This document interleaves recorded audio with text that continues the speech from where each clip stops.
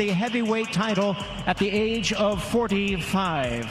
Loved and respected worldwide, not only for his achievements in the boxing ring, but also for his devotion to his faith and family, his endeavors as a successful entrepreneur, boxing analyst, and inspirational preacher.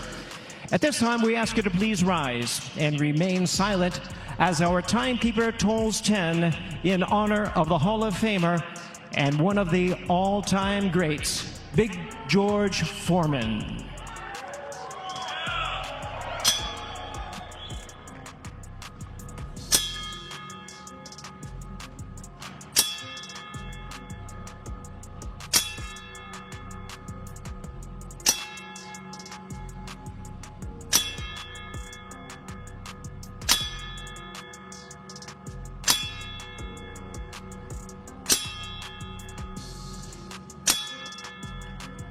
Thank you, ladies and gentlemen.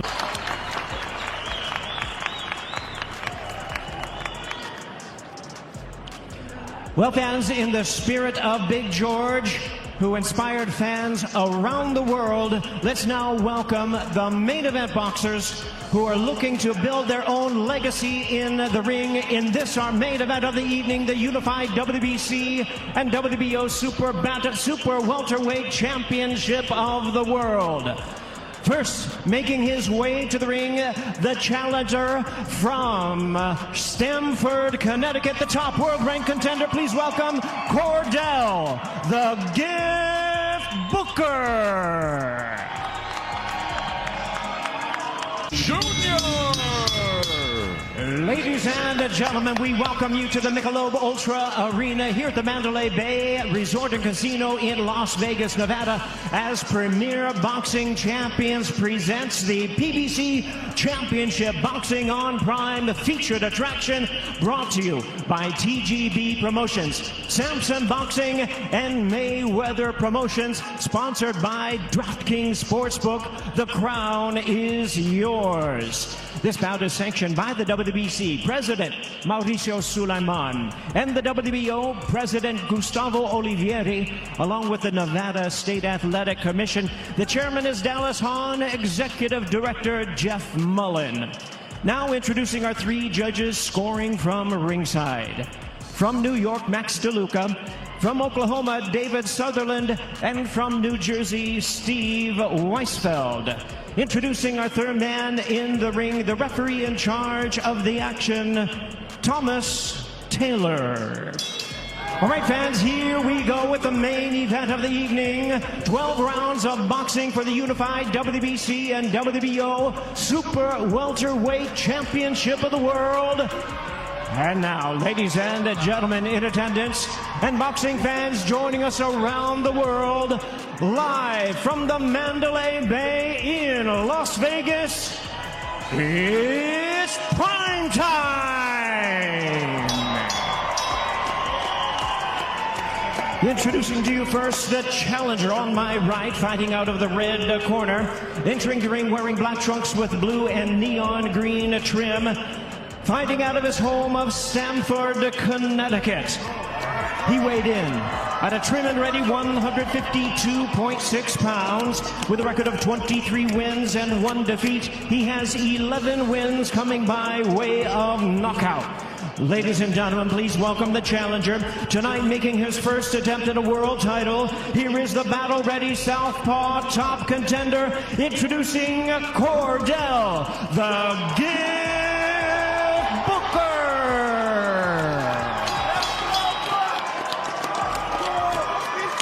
And his opponent across the ring, the defending world champion, ready to go in the blue corner, wearing blue trunks, fighting out of his home of Coachella, California.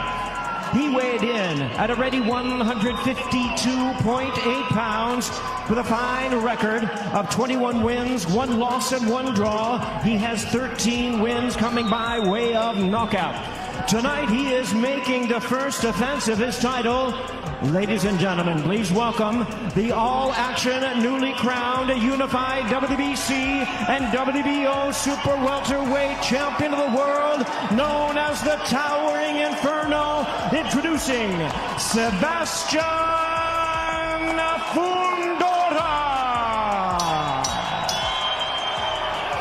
Once again, our referee in charge is Thomas Taylor, now to give instructions.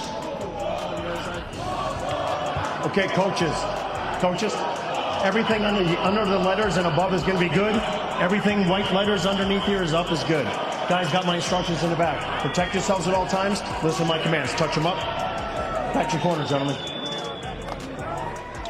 One of the best in the sport, Thomas Taylor, will be overseeing this championship fight. Sebastian Fundora defending his unified 154-pound title for the first time against prohibitive underdog Cordell Booker, who's riding a 6-fight win streak. The loss, like Fundora, came against a southpaw. It came in the first round when he was overwhelmed by Amo Williams.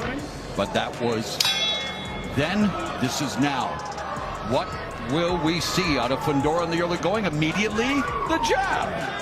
Good start.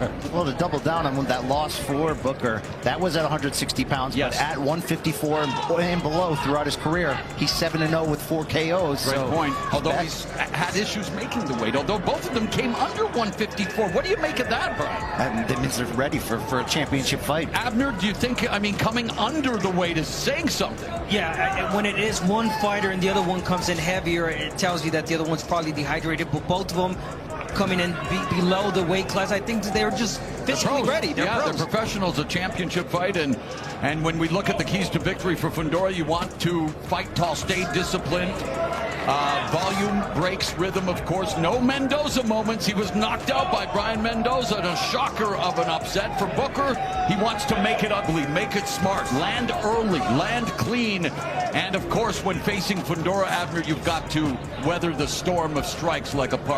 You do, and you're seeing it early from Fundora, jabbing and walking Booker back through to the ropes. Again, you gotta weather that if you're Booker. Wait for the right moment and make your punches count. And it's not that we're asking Fundora to fight boring and get behind that big jab. No. It's just that not being in the line of fire goes a long way for a guy who has a great chin, but doesn't always need to rely on it every single fight. Already throwing 3-1, now throwing Booker 3-1 is Fundora.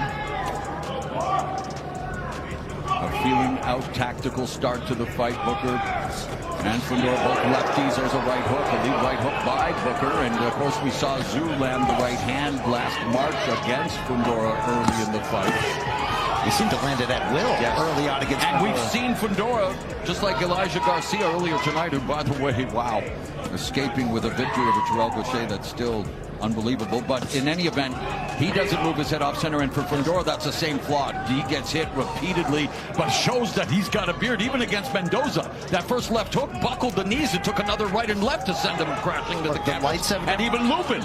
Indeed, the lights have never been too big for Fundora. Neither has the violence that he typically creates inside the ring. He wants to be a star. He's not afraid to go through hell to get there. That right hand has been effective for Fundora with the jab and that curling right hook, and now Booker backing up. I want to see Fundora cut off the ring now. He's following Booker all around the ring. Good jab, but cut off the ring. And once you do that, make sure you throw that left hand.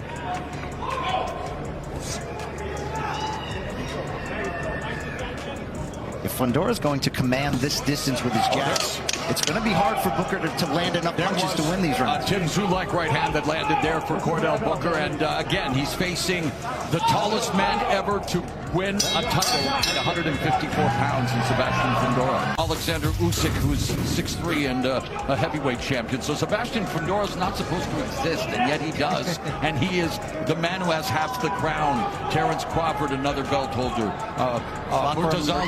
Murtazaliev, who trounced Tim Zhu. So right now, Fundora, and of course Jamel Charlo in recess, still the lineal champion. There's so many names. Lubin. We have Xander Zayas here tonight. I mean, there's so many people.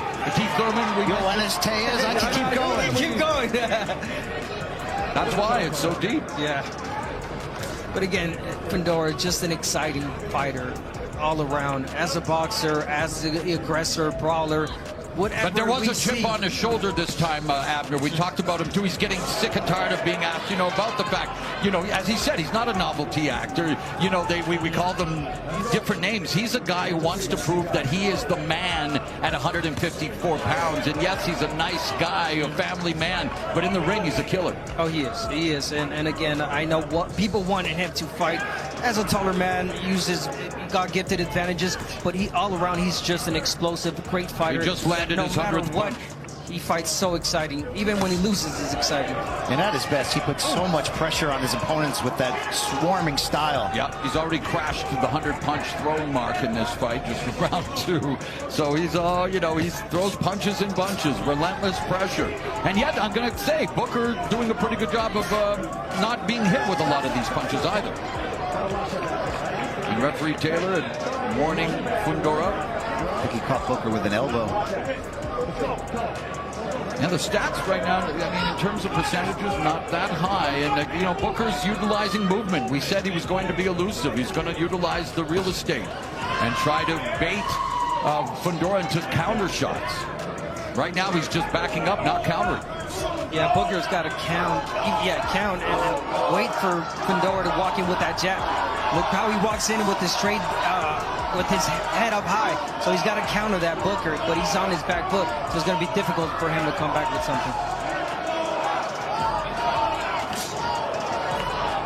Yeah, and Fundora, Abner mentioned it, Brian, he needs to cut off the ring because he's just following Booker around and Booker's just moving.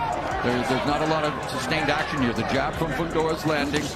But there's that right hand. That right hand counter is always going to be there. Fundora really needs to be cognizant of that. You would think that they would make adjustments in camp. At some point, you are who you are, and what Fundora is a pressure, all-action fighter who's not going to back down. It looks like a wind gust would knock him over, and he's a sturdy fighter with a great chin. A walking exclamation point who would hope to end this evening with an exclamation point. We are through 2 rounds of our championship fight in Las Vegas.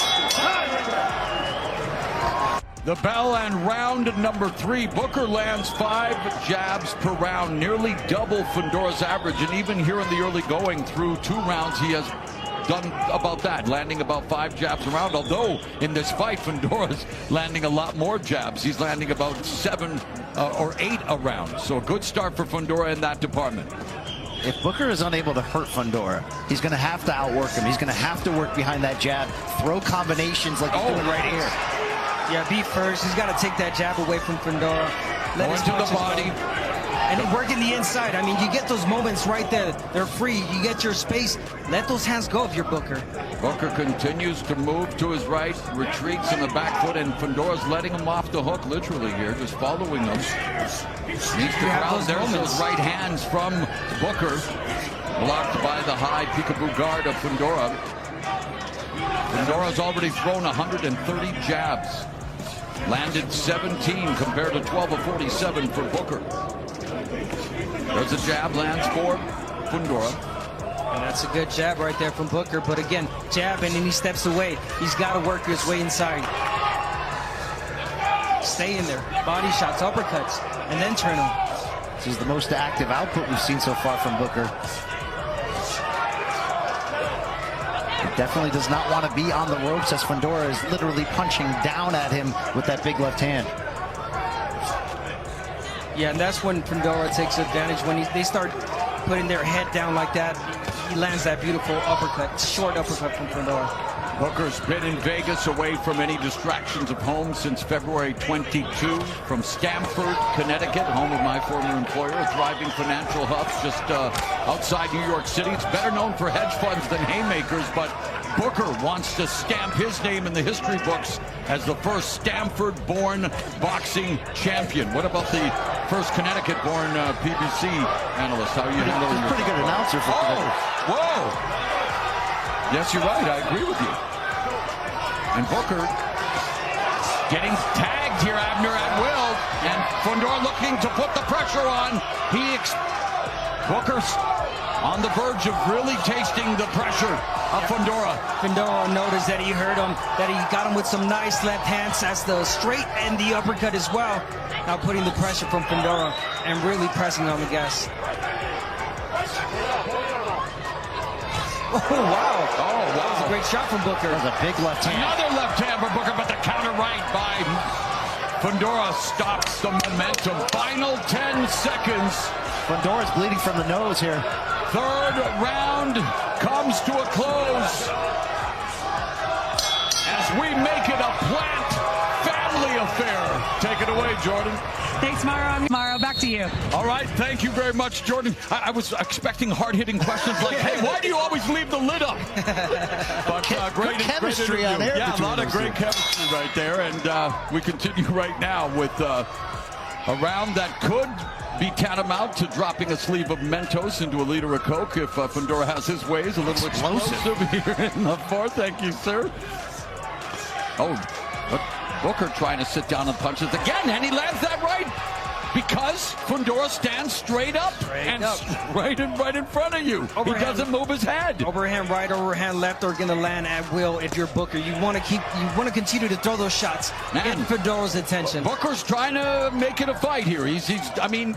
He's got, how much inches does he have to overcome? It's literally trying to climb Everest. It's only 10 inches of reach, 8.5 inches of height. But I think Booker learned at the end of round 3 when he landed that big overhand left that can be a punch that's there consistently. He's opened this round with a flurry of those. And I think fighting in the trenches, Abner, could favor Booker at times here. And it did right there just when you called that. He landed a beautiful uppercut in the inside. So yeah, you might want to stay there for a little bit longer, land those shots, and like I said, just step to the side, not going backward.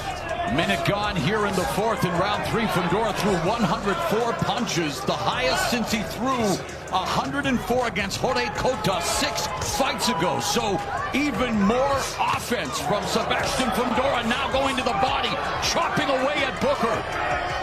Midpoint of the fourth, and Fundora beginning to wear down Cordell Booker.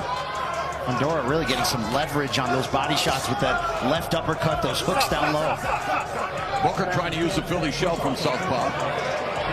Taylor warning Fundora, hey, I know it wasn't your fault against Zoo, but watch the elbows, watch the forearms. And it wasn't, right? I mean, Zoo just leaned in. It was an accident. It was an accident, exactly. And again, Fundora again pushing back Booker, doing exactly how he fights. Pressing, chopping, volume punching. And he knows he's going to get caught here and there. But it's just the volume, and he's going to break down Booker. It seems like he's doing it right now. Booker bleeding from the nose once again as the onslaught continues from Fundora.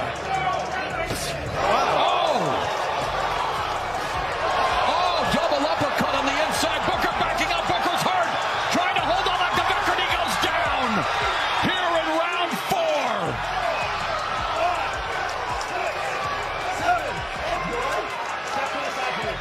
How much more can Cordell Booker take from the towering inferno?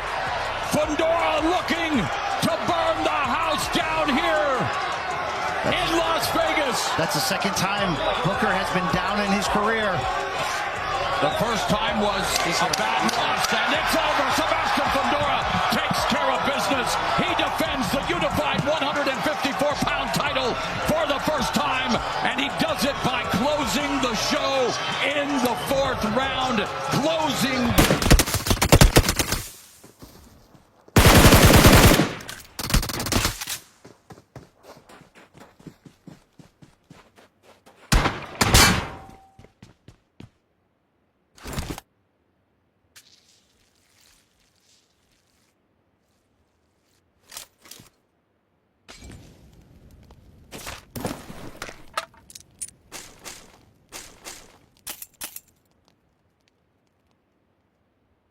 देर होगा भाई